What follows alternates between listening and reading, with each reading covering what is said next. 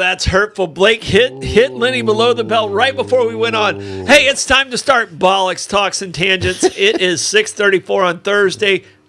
Lenny, I don't blame you for any retaliation. I just think he's going to get very skinny when he doesn't get any more free sandwiches. Yeah, he just gave you a Kaiser. Bite the hand that feeds you. Haven't you learned anything, young man? He just threw you under the bus. Ugh. All right, well, it's Thursday. Man, what an interesting topic we got tonight.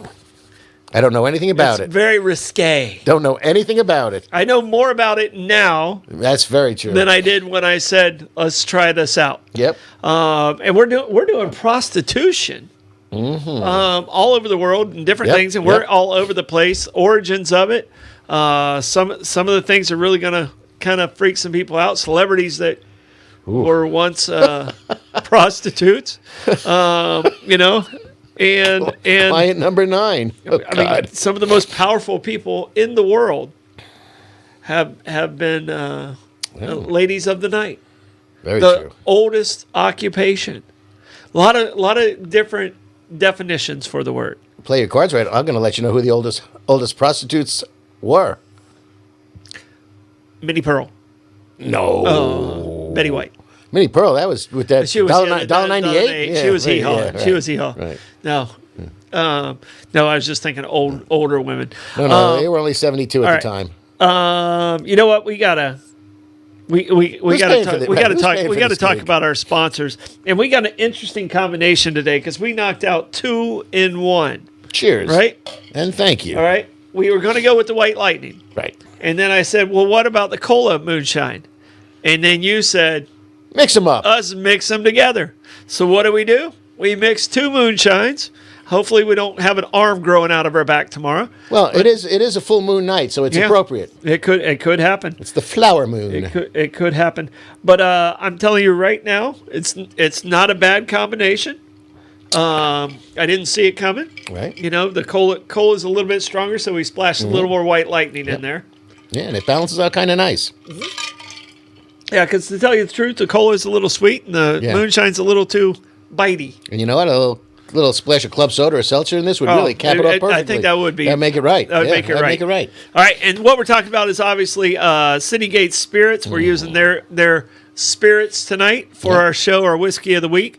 They do an amazing job. They have an incredible tasting there, located right there on Sponsor Row. Great tour. Wonderful tour. Stop in there, beautiful people. Right across from the fort there. Stop in there and give them a chance. You have family in town. Go in there for the spirits, then go to the Pirate Museum, and then have a nice dinner at Meehan's, and you're all set. But also along with them is St. Augustine Distillery, ranked the #1 tasting tour in the United States as far as a distillery tour goes, located on Riberia. Yep. They do a beautiful job. Their bourbons are amazing. Yep. And they've added to their repertoire. The tour is free. It's a self-guided tour. It's free. But they also are now doing guided tours, bourbon making classes, mixology classes. Oh, I need to get over there. Pairing classes. You know, how to pair your liquor with food. Excellent. So they've got 3 or 4 other for pay services that they offer that are educational as well as just your walking tour. And by the way, you take that tour, you learn how to make ice. I know the recipe. Maybe I forgot it. Need a big plant, though. You need a big plant. To make ice? Well, you did then. Oh. Yeah. Okay. In that building. Fascinating. Oh, an ice plant. Right. Okay, I thought you were talking about a plant that was on my porch. Well, it is the flower moon tonight. The full moon is the flower moon. Is that what it's called? Yeah, the flower moon. Well, it's probably got 6 other names, but it's the flower moon, and well, that's a plant. I never knew that was a flower moon. Yeah. All right. Ate there this week. Meehan's Irish Pub. They have Johnny's Oyster Bar. We sat out on the second level, overlooking the water there. It was absolutely beautiful. Had a really nice night. Got a little windy, got a little chilly. Okay. But it was a breeze that felt nice. And they just have incredible food there. Did you have your chicken curry or did you go wild with your bad self? I did the meatloaf. I did the daddle meatloaf. Okay. It's a turkey daddle meatloaf, which was excellent. Okay. And there was so many portions. I took half of it home and made a sandwich the next day. The mashed taters. So that's the official term of it, Yeah, taters. Yeah. So Chef Chris is very talented there. His blackboard specials are great. But anytime there's a food event in St. Augustine, whether it's a Taste of St. Augustine, whether it was at the World Golf Village, there was another one just recently. Meehan tends to win all the tasting categories. They do some great work there. No, they won grand prize. Yeah. They won the grand prize. So so it was excellent meal there. Also wonderful people at Abear Kresge and Associates. Those guys are the ones that keep me out of trouble. Tax season's over. I filed my extension. And now they're trying to figure out what the heck to do with me until I actually pay. So, no, they do an incredible job. They actually take care of our nonprofits for us, and they're beautiful people over there, and they're always a part of our community. Hey, speaking of that, congratulations on Veterans Village. Oh, thank you. Big shout out to you for that one, sir. Yeah. You got some FaceTime in the paper, but I knew about it. It was coming up. It's a good thing you're doing, Mr. Blevins. It's a very good thing you're doing for those veterans who are unhoused, as the terminology goes now, and you're giving them a place. And also it offers a facility for people that may not be able to stay there but need counseling, showers, Other anything services, like that. yeah. It's a wonderful thing, and you know what? And I applaud you for that very seriously. Yeah. No, and I gotta give credit to Ellen Walden and Bill Dudley. They're the ones that got the grant. I was just the one that secured the property. Right. I was just doing my job. Right. So, and what job would that be, by the way, as we're talking sponsors? If you want to talk about real estate, that was not a setup, by the way. I'm serious about the accolades for Veterans Village. But Coquina Coast Realty and myself, we waived 100% of our commission fees. We do have a grant that we have to meet, and I was able to do that. That is the matching grant that matched the $3 million grant. So we have to raise over the next 5 years $1 million. That'll be. I just thought you went to your bank account. No, I did not do that, sir. Right, but I okay, was allowed to take the credit of my commission and put that towards that match. Excellent. So it worked out really well, and that's how we kind of got the deal accomplished there. So had a great owner over there, worked with us, still helping us out with little tweaks here and there. And you know what, in all candor, it helps all the other hotels and motels on Anastasia Boulevard because you took one retail property out of the way, which means their beds become a tad more valuable or necessary, while doing something wonderful for our unhoused veterans. Well, and the thing is we have about 3 rooms that are out of commission just because of some repairs and some other things, but we have housed because we have a couple couples that are veteran couples that are also staying there. So we have about 20 veterans. It's wonderful. And that happened all within about a 6-week period. That's just great. So, and amazing staff. We have caseworkers there working with them, helping them maximize their benefits, helping them kind of get through. And I think the thing that I've enjoyed the most of watching Veterans Village come to life, because it is something that's coming to life, is a lot of the veterans we have are suffering from PTSD in some way or another, and they get very isolated, and it's starting to become a family and a community over there, which is really nice, where like the guy next door who they didn't know 4 weeks ago is helping out the guy who doesn't have a car. Right. And this guy is helping out this guy with that, and this and we have women veterans there. We have 3 women veterans there also, so it's not just for men. So it's an exciting thing for St. Augustine. Well, where they may not be able to relate to, or I may not be able to relate to them, or they may not be able to relate to me because I never served or wasn't fortunately exposed to the horrors of war. They've got people next door or in that facility who have shared experiences and can relate to what they're going through, and that's probably very beneficial for them. I would think. It's an interesting mix of different veterans. We have veterans from the Gulf War, desert. We have Desert Storm. We have Vietnam. We have some older veterans. Colonel Dudley, who's Bill Dudley, he's actually goes all the way to the Korean War. So I mean, there's some interesting dynamics of a veteran's a veteran. That's great. So, yeah, and again, shared experiences.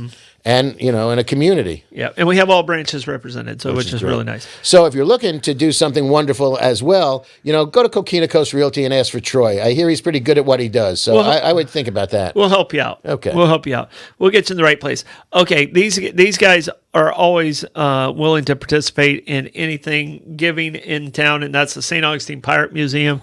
They have over 800 artifacts. They also do the Colonial Oak. They do fundraisers at the Colonial Oak. They have Bull and Crown Restaurant. They have the Taberna. Cindy and that crew over there, we really appreciate you guys just being in town. And earlier we were just talking about Black Sails, a pirate show on TV. Yeah. You hooked me into it. I thought it was just one season. It's 4 seasons. It's fast moving. Yeah. No. Well, it's.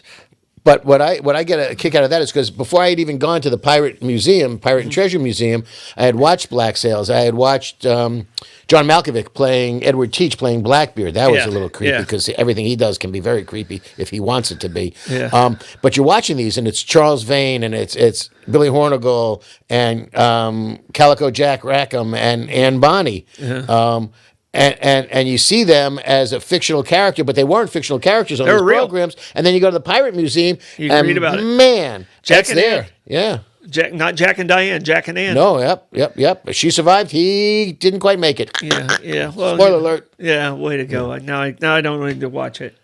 All right. Well, no. I think he makes it out of that one. Yeah. All right. Kaiser's Deli and Market. Blake and I had lunch there today. I did the Bollox. The half and half turkey and pastrami. Nice. And I had them add a little hot peppers in there. Yeah, see, good. So you're learning. It was quite. I think we're perfecting the Bollox to be absolute perfection. I'm going to add another angle to it next week before I leave for Vegas, and I'm going to make some of my grandmother's coleslaw, which is some of the best coleslaw you're ever going to have. Okay. It's very simple and straightforward, but I keep saying that the pastrami and the turkey are a great combination because the turkey is kind of turkey. There's nothing exciting about it, even though it's great. It's boar's head. It's honey. It's honey gold turkey. That's fine. Honey maple turkey. But the pastrami is what really kicks it up. But then you add a little bit of coleslaw on top of that, and it ties everything together. Maybe even a little sweet peppers. We'll see how it turns out. That's it. That'll be next week. All right, but they have amazing food over there. Blake, you did the White Street. You did? Yes, I did. I know you're shocked by Shocker, I know. I'm sitting down. The El Tiante, the Rolly. I mean, all of those are just amazing sandwiches. And they have a great little market there of local vendors. And a lovely staff. Just good people. And if Kaiser's watching, I didn't say it out loud. All right. Anastasia Mini Golf. It's also, I guess we have two sponsor roads. We have Anastasia Boulevard and we have along Avenida Menendez. Yeah. But Anastasia Miniature Golf, the best putt-putt place in town. They have new carpets. They have, just done an amazing job of facelifting. Some people call it the old white birds. Oh, really? Yeah, that's what it was. Before my time. It was white bird. It was white birds before it was Anastasia Miniature Golf.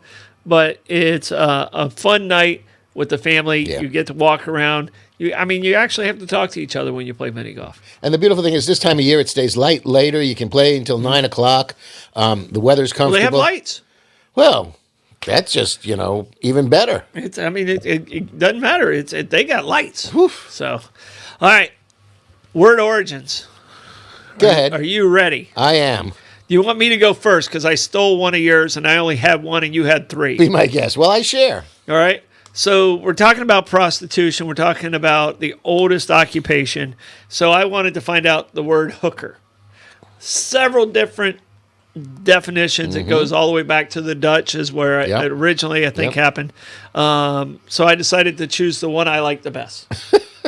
Because that's what we get to do. It's our show. Exactly. You're going to argue. And I'm not going to. I'm just going to expand. Okay. I'm going to just go with this. So it became normal nomenclature. What is it? Did I say that correctly? You did. All right. In 1863, during the Civil War, the Army of the Potomac, and it was a person by the name of Fighting Joe Hooker.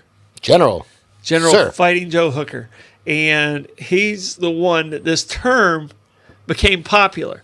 But you have a much deeper definition of it, and a more boring definition of it is if what I heard. So you'd be surprised. Yeah. Okay. So let me hear Okay. your Dennis Miller. Well, Hooker. First of all, you have to understand that the Army of the Potomac under Hooker was basically uncontrollable.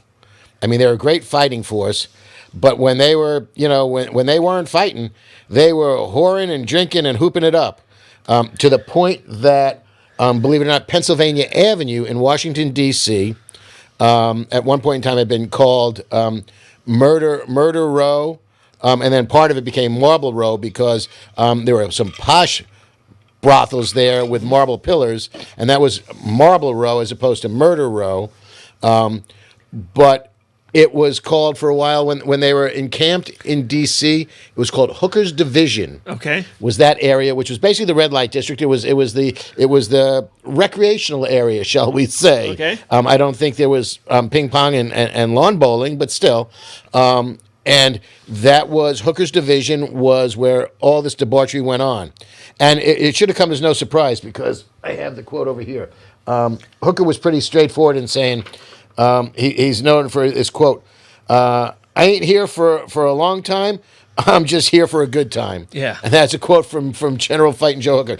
But there's a couple other things because there was a place in Manhattan called Corleake's Hook. Yes. And Corleake's Hook was on the East River, one of the bends, somewhere between where the Williamsburg Bridge is to the north and the Manhattan Bridge to the south. And that's where the ships would come in off the East River. They would dock in Manhattan. Sailors, yeah. Exactly. And, sailors breed prostitutes. It's amazing how that happens.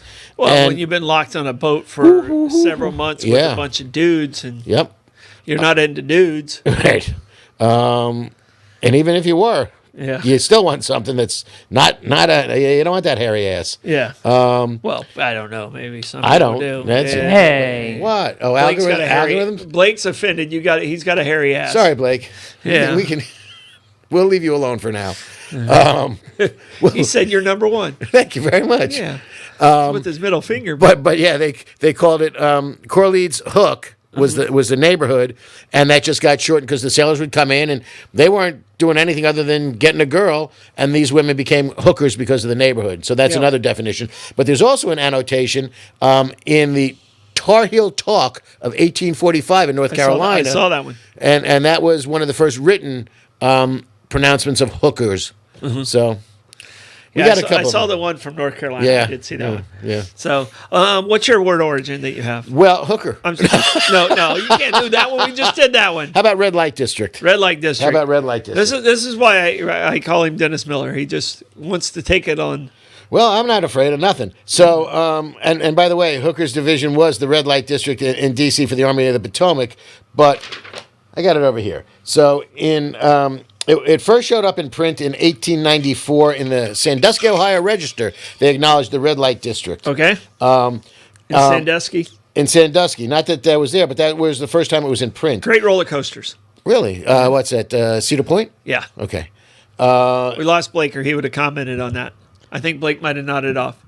We'll wake him back up again. Hi. What were we talking about, Blake? Sandusky, Ohio, Oh, okay. the home of Cedar Point. Okay, go. there you go. But please don't tell me the island where Cedar Point is where the red light district is. No. Okay, good. No. But in Dodge City, there was a place called the Red Light House Saloon in the late 1800s, and that may have been one of the genesis for the red light district because obviously it was a brothel as well. But then much earlier than that, in the 1650s in Amsterdam, when the sailors would get off the ships, the prostitutes would carry red lanterns and hold them up to their faces because the red light disguised their imperfections, whether it was sores, boils, pussy little things that were not attractive. So they would now do you that. gross me out. Sorry, well, hey, and then that sort of slid into the fact that they would start advertising by carrying a red lantern with them. And that was a way to acknowledge that there was an available prostitute with the red lantern. That moved on to the fact that outside of brothels, they would put red. You got to put on that red light? You don't have to Okay. put on the red light. Put on the We're going out on tour next week. Don't you worry about us. We're going to be very good. We'll be at the Sphere. Exactly. Woo, baby. On the red light. But then they would use red lights in front of their brothels. Okay. The only interesting thing to that I found is in World War One, sort of like the bathroom in the Ponce de Leon Hotel, now Flagler Hall. If you go to the men's room on the ground floor, Yes. you've got stalls there that are still from when it was the Coast Guard training center. Yeah. There's officers over some of the stores with doors, and then the ones that don't have doors were for the enlisted. Well, there were brothels in World War One that had a blue light, which was for officers only, and the red light was for any other rank. Okay. For the enlisted. Yeah. Okay. So, okay. I'm good. Put on the red light. All right. It's time to get into it. I don't know where you want to start. Do you want to start at the very, very beginning? 2400 BC? Because it's called the oldest occupation. Okay. Right? I mean, It is. I mean, And you know when that was written down for the first time? when? 1888. Wow. I do my homework. Was it written down by Henry Flagler? Because that's when he got here. No, it was Rudyard Kipling, believe it or not. Kipling. The oldest occupation. All right. So it was what, 25 BC? 2400. 2400 BC. Which equivalent on 100 years when we're before the Common Give Era? or take 100 years. Exactly, yeah. So where did you think it originated? Oh, 'Cause I've heard a couple of different well, that was places. Samaria. Yeah. And figure this out. I heard it was, Sumerians. It was and I the heard priests. Yes. The Sumerian priests ran hookers. Yes. Well, So- it was an occupation. Right. You know, right. they and ran it was the bar- taxable. Yes. You know, I don't know about the Sumerians, but I would presume back then as well. It was a pimp tax is all it was. Basically, and the- ancient Rome and ancient Greece as well. Yeah, the priests at the time were pimps. So kind of shows you where we're going with this. Yeah, and I'm not quite sure it's forward, but we'll Yeah. try. No, but China was around that same time too, Yeah. is where I saw that origin Okay, also. yeah. So I mean, but I saw the Sumerian. Right. You know, I went in a little bit different direction, but I also went to some famous people, and I did a St. Augustine thing. And I think you and I found the same. We did. Same article. Same key person Yep. in St. Augustine as far as the head madam. Impressive woman. Very impressive woman. She lived to be 93 years old. Her name was Blanche Travis Altavia. Mm-hmm. Okay. Probably one of the wealthiest people in St. Augustine in the early 1900s, earliest 20th century. Mm-hmm. Ironically, she got here around 1888. I thought it was 1880, but go ahead. No, I think she was born in 1880. She started in 88. Oh, she wasn't born in 80. No. Oh, you're right. She No. did get her in 80. She got here in But 80 and started. Her business right. started to flourish in 88. Yeah. Is where I saw it.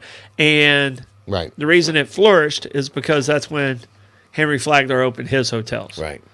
All right. What a coincidence. Ironically, the hotel across the street from the Ponce, because Henry put the Ponce as his family place and everything else. And the Alcazar, every room you had to pay by the month season, or by right. the season, except for the fourth floor. Now, the fourth floor rooms could be rented by the hour. All right. SRO, yep. And the bellhops of the Alcazar were the guys that controlled whoever wanted a woman. He would send a messenger to Blanche, the madam, and she would send a lady over to the fourth floor. They had their own entrance over there. The bellhop made $5 a week. $5 a day. It was $5 a day. $5 a day, That's pretty 6 good money. days, 6 That's days a pretty good week. money in the 1888, yeah. So he was still making pretty good money, but as a side gig, he was making $5 a lady on top. Yes, He was sir. doubling his salary for the day. For each woman, he arranged for the special guest. So, And that was on the fourth floor. By the way, the fourth floor right now is where the city of St. Augustine's office is. I was there. it's in the front of the building, not back by the Lightner. Oh, that's interesting. No. You know, I keep forgetting. I've never been to the front of the building where the it was- offices it are. was, I've it was only where been the to the Lightner. rooms were. Okay, The rooms right. were on the front side. That makes more sense in The retrospect. rooms were on the front side. Yeah, because I always used to say, when I did my ghost tours, that the Alcazar Hotel was the playground for the Ponce de Leon Hotel. The swimming pool, the bowling alley, the casino, the massage rooms, the steam rooms, and things of that nature. It's funny because it never dawned on me that where the hotel guest rooms were makes sense that the front half of it, where City Hall and the offices are now, that would be it. Because I've always been into the Leitner, and that's the ballrooms and all the other stuff. That makes much more sense. Yeah. Okay. See, I learned things on this show. There so should you. There was more than a handful of brothels in St. Augustine during the season. There was some that went away, but right, slim pickings in the winter, I would think. Yes, I mean in the summer. Yeah, well, there was only 2,000 people here in the off season and 15,000 people here during tourist season. So she had a place called the Country Club. Yep. The Country Club is now located at the Leo Chase Funeral Home in West King. Yeah. West King, before you get to the tracks. Yep. So right before you get to the tracks, that's where her main brothel was. She operated all over the city, and she had mortgages for over 20 properties in the city. One of the more interesting things is she got arrested 11 times.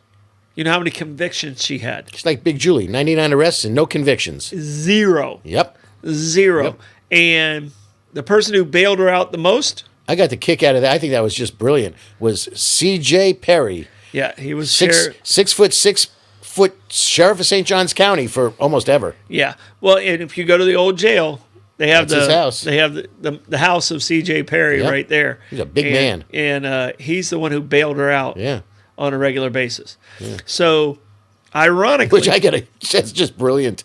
Ironically, the courthouse at the time was located at the corner of Charlotte and Treasury, where I'm doing the new hotel. Where parking lot is now. It's in our parking lot. Right, yep. All right. Right beside it was a gentleman's club. It was like an Elks Lodge or something like that. They did like little dining on the first floor, gambling on the second floor, and on the third floor, it's where they met. People get busy. Yeah, where they met up with some of Blanche's ladies. Well, that was a lot of places where you had bars and saloons. It was food, gambling, drinking on the ground floor, and then the girls in the rooms were upstairs. And you look at any old Western saloon type of thing, and the girls in their ruffled skirts flipping around doing their can. They're always going upstairs, and obviously somebody's kicking the door in to get the bad guy or the good guy, depending on which side you're on. Well, and one of the reasons I did this is watching Black Sails. Okay, and we talked a little bit about the pirates and stuff like that. And Black Sails is mentioned a lot. St. Augustine's mentioned a lot in the show Black Sails, but the origin of our city. To talk about Pedro Menendez. Well, when he came over here in 1565, the man knew he was bringing to colonize. So he brought 900 soldiers, which was a good thing, and he brought wives and women, and he brought farmers and fishermen, and a master brewer, and he also brought a contingent of prostitutes. Because he figured he needed to keep his soldiers in line and somehow, or keep them from, being absolutely insane. So he brought prostitutes with him. So it was sort of accepted business back then. It was like during the Revolutionary War, there were camp followers. During the Civil War, there were camp followers. I actually believe that if I'm not mistaken, during the Roman legions, when they would travel, there would be camp followers with them. And what a camp follower was a woman or a person who would follow a military campaign along with to either exploit or take advantage of or make profit from the soldiers and the military equipment. Yeah. So, certainly in the Revolutionary War, in the Civil War, and I believe the Roman legions had camp followers as well with them as well. So it made perfect sense. This was nothing new, that when Pedro Menendez came over here, he brought prostitutes with him because he had 900 soldiers that were going to look cross-eyed. And I got news for you. If anybody had a wife, they needed to defend them from, a bunch of horny soldiers. Yeah. Well, and I can tell you, my grandfather told me this story in World War II. And I'd never even thought of this because in World War I, syphilis was very, very prevalent, and in World War II tried to make sure it didn't happen again. Right, they made him watch those movies. Yeah, and they made him watch his movies, and they had short arm inspections. All right, you know what a short arm inspection is. I think you can put it all together. Yes. But he said they would have the whole regiment of men stand in the line and pull their pants Drop down. your drawers. And they would walk along and inspect every single one of them. Can you imagine if they did that today? The lawsuits that would come along with that? Well, okay, so I'm going to go back to 1863. Okay. We're back in the Civil War. Brigadier General Robert Granger Okay. legalized prostitution in Nashville in 1863. He realized that VD was, venereal disease and sexually transmitted diseases were decimating his soldiers. Mm-hmm. So he legalized prostitution in Nashville in 1863. However, he also made the prostitutes pay a $5 registration fee and every 2 weeks 50 cents to be examined by a real live doctor. Wow. When they started this, venereal disease or sexually transmitted diseases were in 40% of his soldiers. Mm-hmm. By the time they got through this, it was down to 4%. Yeah. That's why in a lot of nations nowadays where there's legal prostitution, it's all a matter of controlling disease. Mm-hmm. And there's licensing and inspections and health situations there where these women can actually go get health care. Yeah.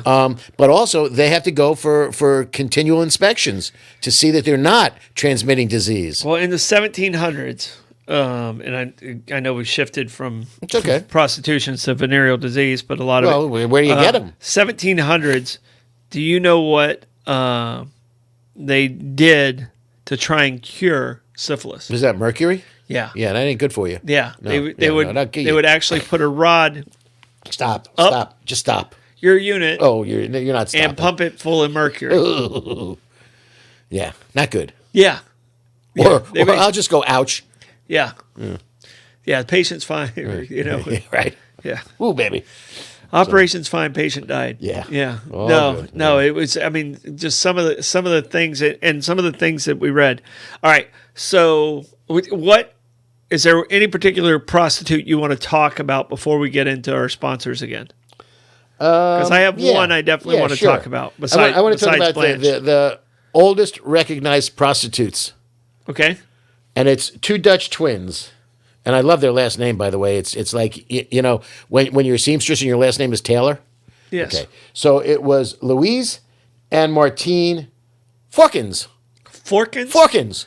Not Fuckins. Well, Forkins. that's how you pronounce it. Fokkens. Forkins. Got to be careful on the enunciation. Thank you very much. They were two, I guess they were in Amsterdam, two Dutch twins. And they worked until they were 72. Between the two of them, they serviced 335,000 men between the two of them. And they retired. Actually, one of them, they both retired.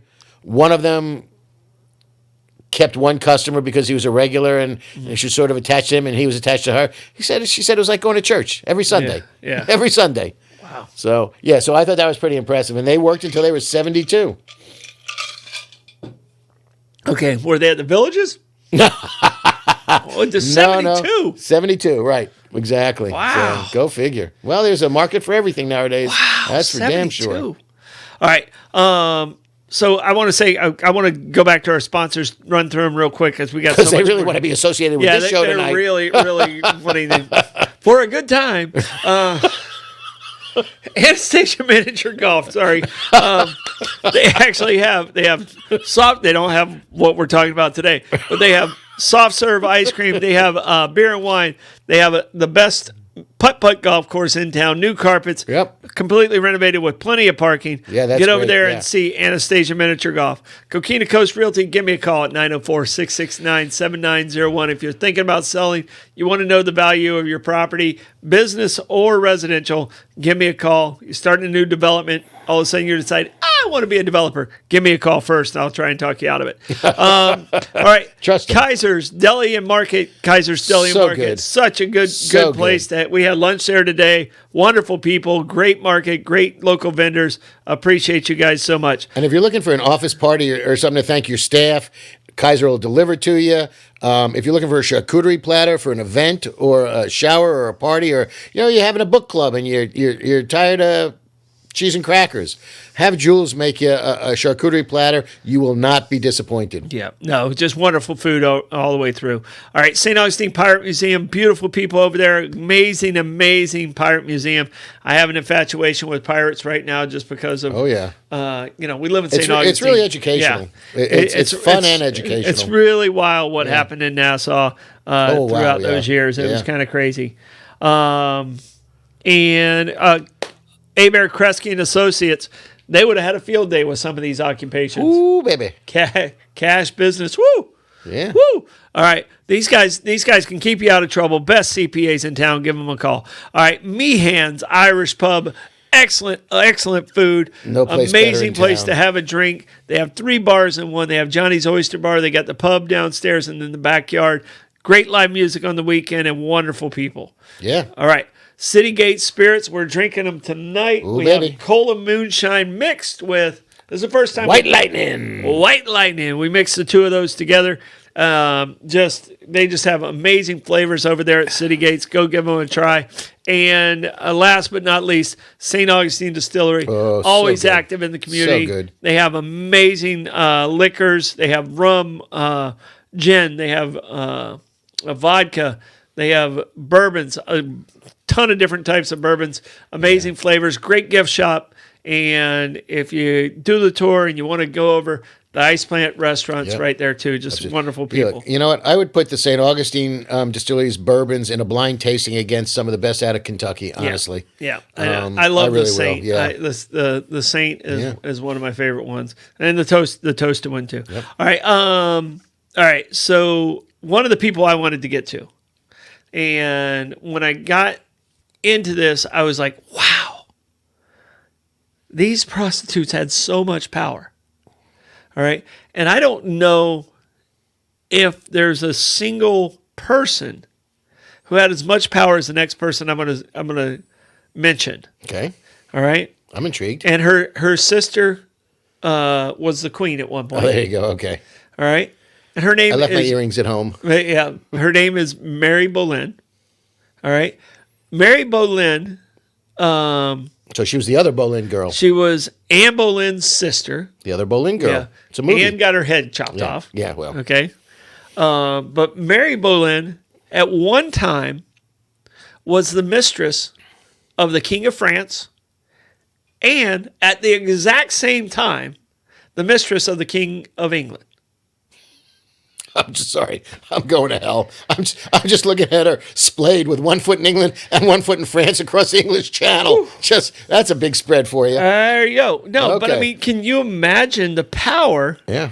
Well, the pillow talk alone. Yeah. Yeah. I mean, the greatest spy in the world was a prostitute. Sure.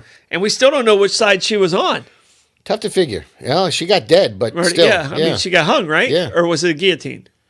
I don't know. It could have been a firing squad in all candor. Okay. Yeah, with Marty Hara. Mata Hari. Mata Hey, Hari. Blake, would you look up and see how Mata Hari was killed? How she found her How she was demise. yeah. Mata Hari. All right, let's see. Mary Boleyn, Yeah. at the exact same time. She was executed by firing squad. That's what Firing I thought. squad, Yeah, good, okay. Yeah, you were there. It's not Well, fair. I'm old and I know things because I drink. Yes. Oh, no. Lenny wasn't there, but Oscar Picasso was there. Picasso was there. So, Love you, Oscar. Really do. Very much. But that's fascinating too because, she had to sail across the channel going back and forth. I think they came to her. Interesting. You think the King of England was going across the channel to France? Yes. And nobody stuck a shiv in his nose? No. Wow, impressive. I think they were playing nice together at this time. Really? Okay, well that could explain that. Yeah. Now, and I'm going to look it up when we go off the air. I get there. Unless Blake, you want to do it for me? There was a book and a movie called The Other Boleyn Girl.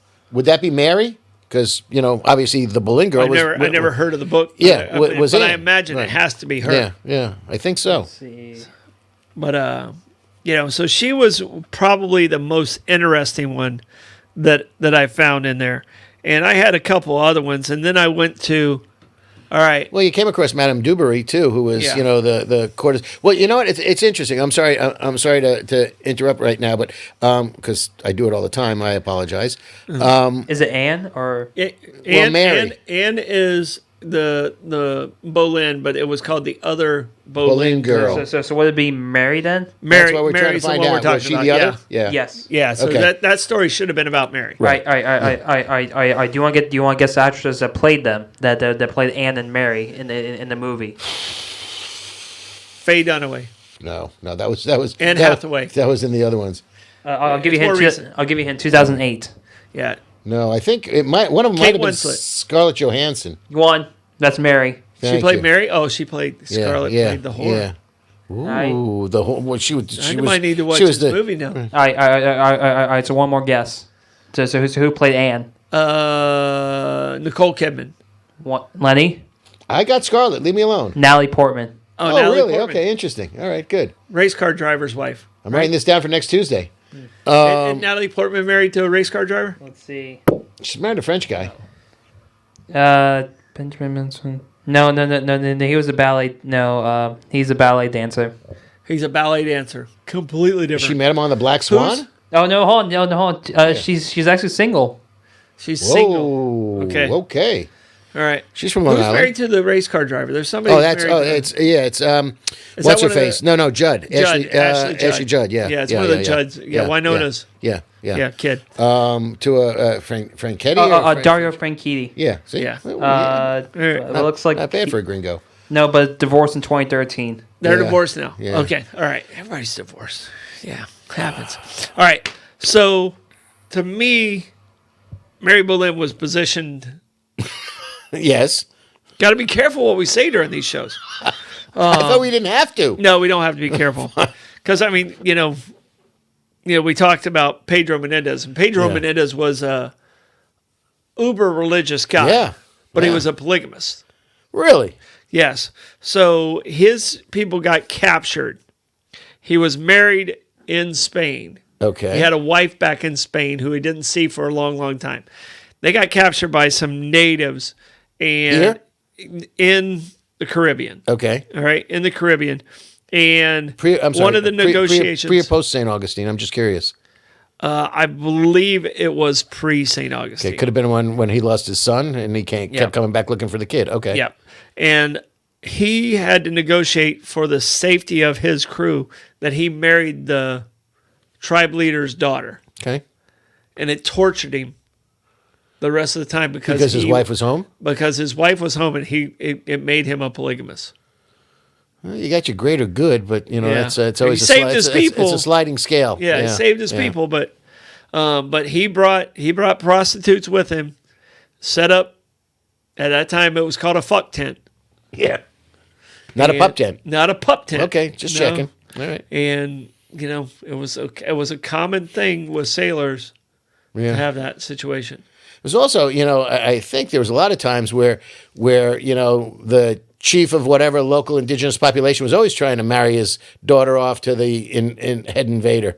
Mm-hmm. So I'm not quite sure why, but I guess that was a theme. All right, one of the most interesting ones, and like the biggest movie star in the He really liked this. early Go. 1920s. No, it caught me off guard. No, I know. It caught me off guard. I didn't see it, and that's Rudolph Valentino, probably the largest silent movie star of the early 1920s, before Yes. the talkies began. Yes. All right, and I read before he became famous, he was a taxi dancer, and he worked at a club. And you know what a taxi dancer is? I do. Taxi dancer, you pay a dime, you dance with the person, and you would either keep paying to dance with that person. But he worked at a taxi dancing place where they had exit taxis, and you could pay for them to go home with you. So you got a taxi dancer that would go home with you in a taxi. Well, I didn't know if they might They could have their own cars. have had their own cars. Okay. All right. but he was a worker as a taxi dancer that was at one of the clubs that encouraged taxi exits. So there is a very, very high chance that the Latin lover, which was his nickname of the movies, who had more women at his funeral than any other man. He had more people at his funeral than almost anybody. Yeah. But he didn't always go home with women. Okay. Is the rumor.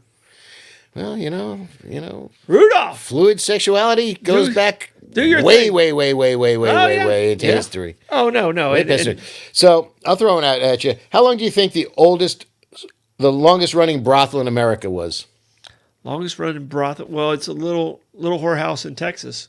No, that's the longest running brothel show. Oh, brothel, the actual brothel. Right. I'm gotta say it's somewhere in Chicago. I'm saying Chicago. Oh, that's interesting, but no. Chicago feels like that would be the place. Interesting.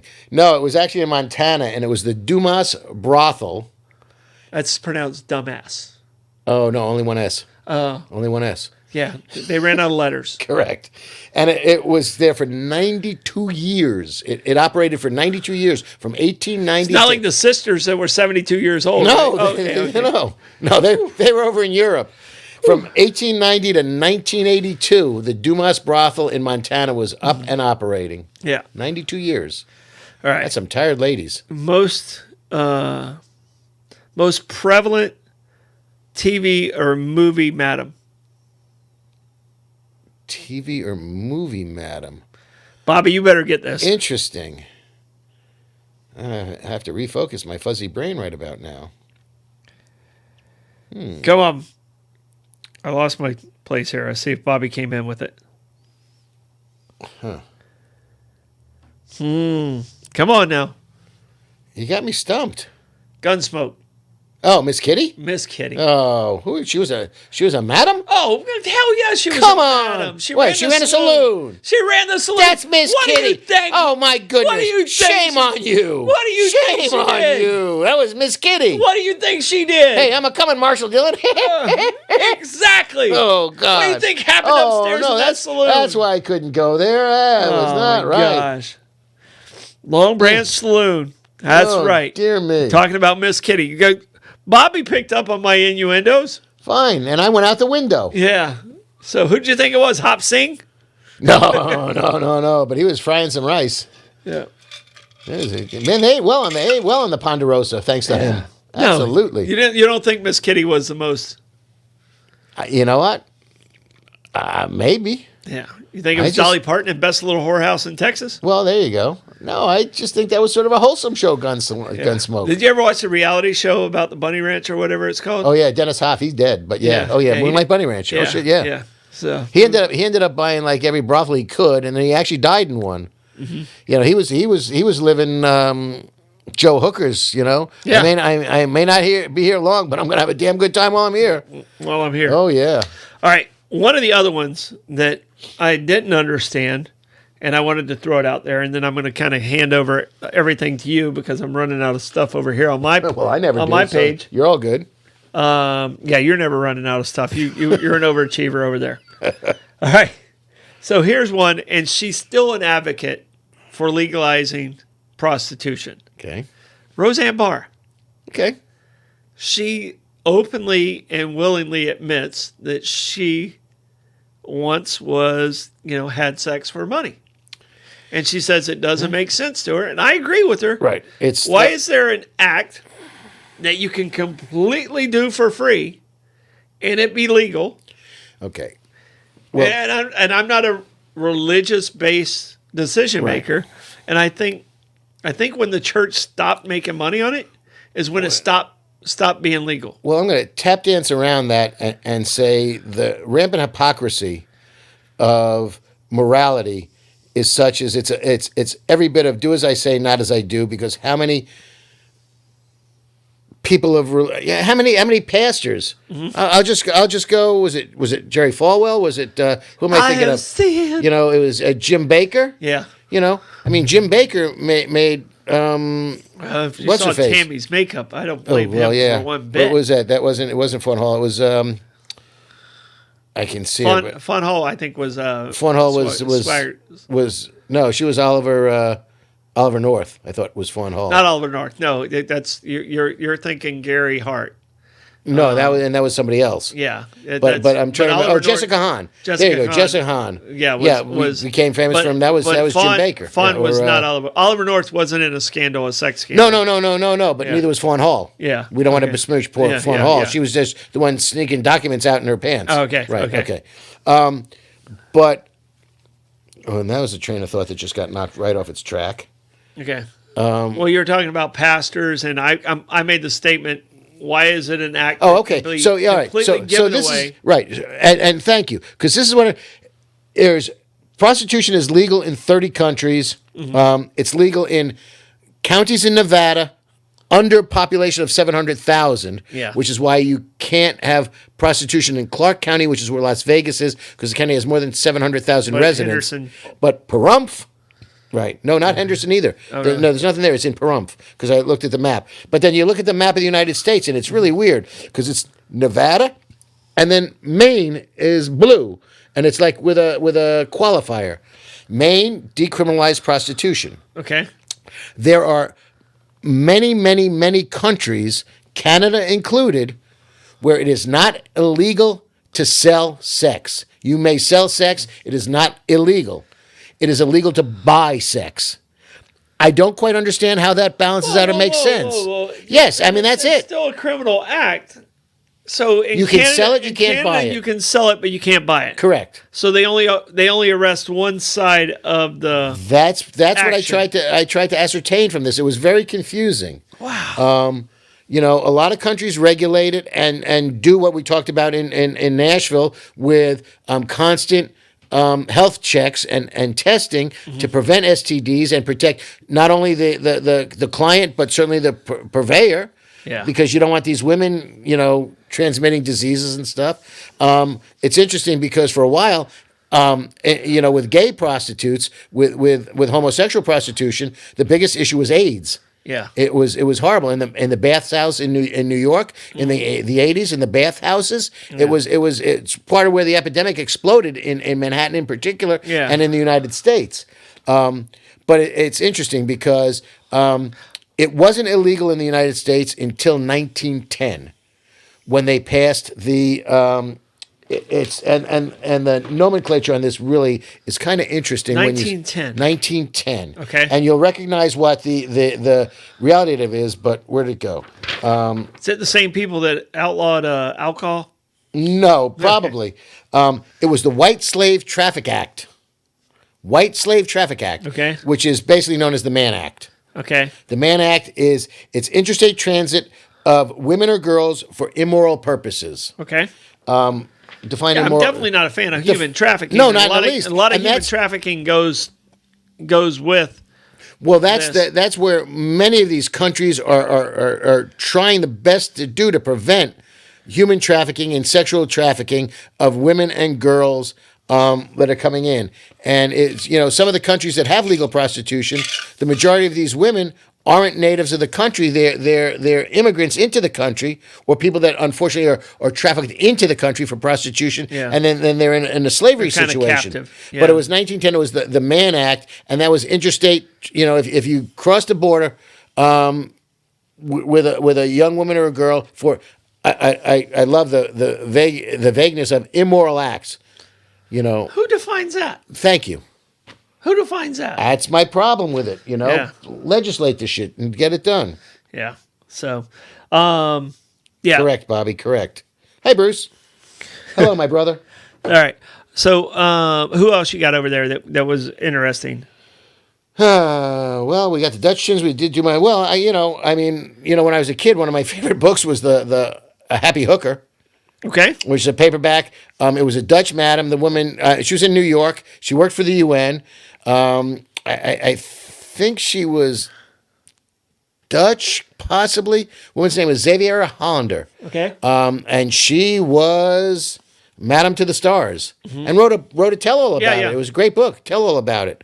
So Xavier Hollander. You've got Heidi Fleiss was the Hollywood Madam. Yeah. Exactly. And then you've got Sydney Biddle Barrows, who was the Mayflower. She was the Mayflower Madam.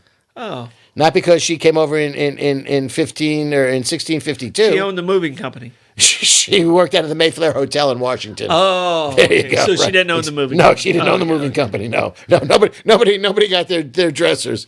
So those are, but I have to laugh. But they did undress. I have to laugh, though. Client 9 with Ashley Dupree, former governor of New York, Elliot Spitzer. Okay.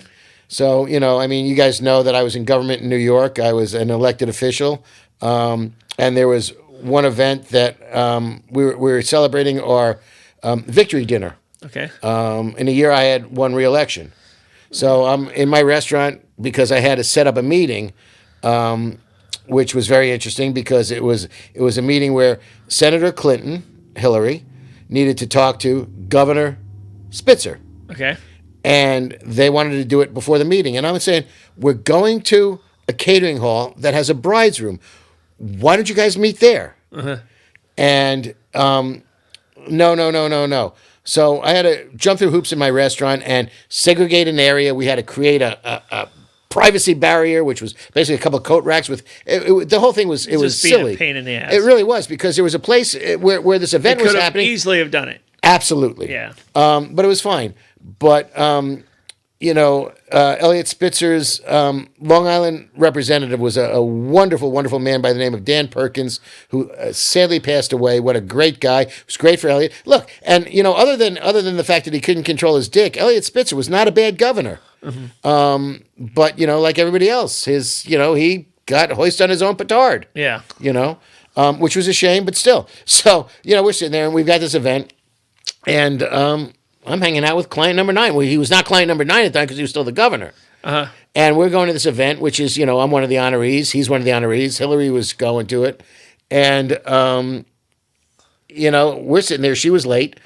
And Elliot and I are sitting there watching a Met game on TV in my restaurant waiting for Hillary to show up. Yeah. And then I ended up riding to the event with him. I will say, and Mrs. Clinton, if you're listening to me, one of the most poor decisions you've ever made in your political career happened in my restaurant, and I tell you this, when you were there, it was fine.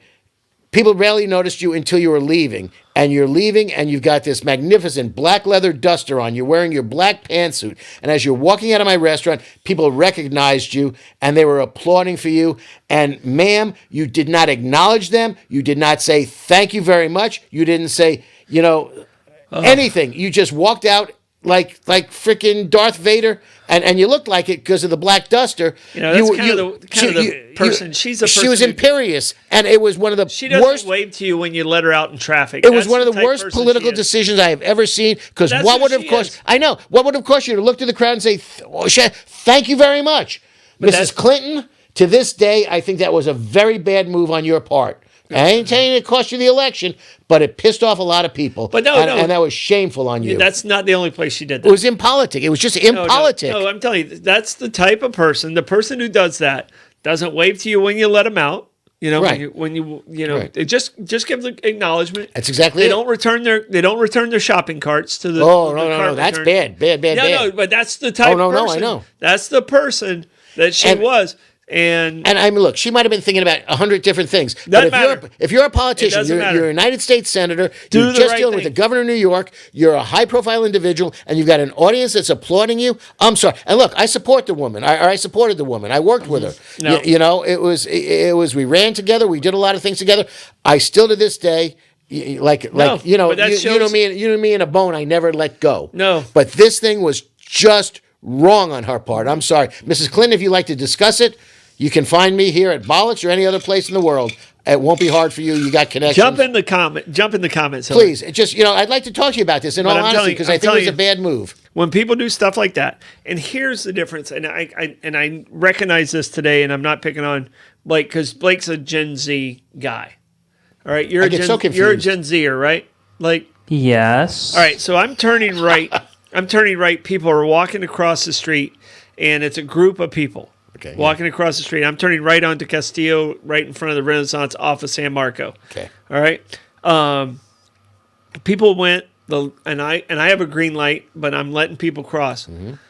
The boomers and the Gen Xers kind of do that quick little step to get out of the way because they see me turning. They acknowledge that they're in. Okay. Acknowledge, recognize, right. Okay, all you have to do is this little Pretend to try. Pretend to try. Like, I'm acknowledging you exist, right. and you're important. Right. Okay? You know, I'm equal to you. Gen Zers lagging behind, give me a dirty look, who has a green light.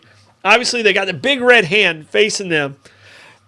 Give me a dirty. It's one of those things where it's like, I wish I had one of those train things, the cow catcher. Yeah, oh, yeah. And it was legal. Yeah. And you're allowed to like take out like two people a week. Rhubars, baby. I would have taken out those two Gen Zers.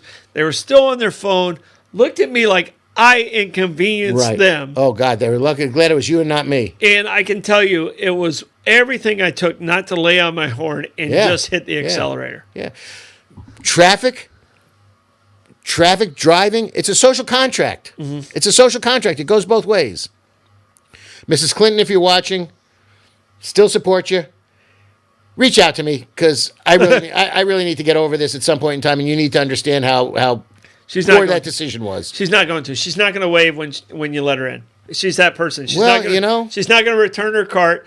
That's for someone else to do. That's the personality that you're talking about. I'd hate to have to pull some strings to reach out to her because I'm not that invested in it. But it stuck with me for a long time because it was just bad. Lenny, you won't be here next week. It's just going to be me. It's just going to be me and Blake. Have an amazing time. Bye, guys. I'll see you in 2 weeks with stories with your deadhead people. Yes. But this is Bollox. Hopefully, you guys enjoyed the show. It was amazing. We did. It was a lot of fun doing the show. A lot of great research.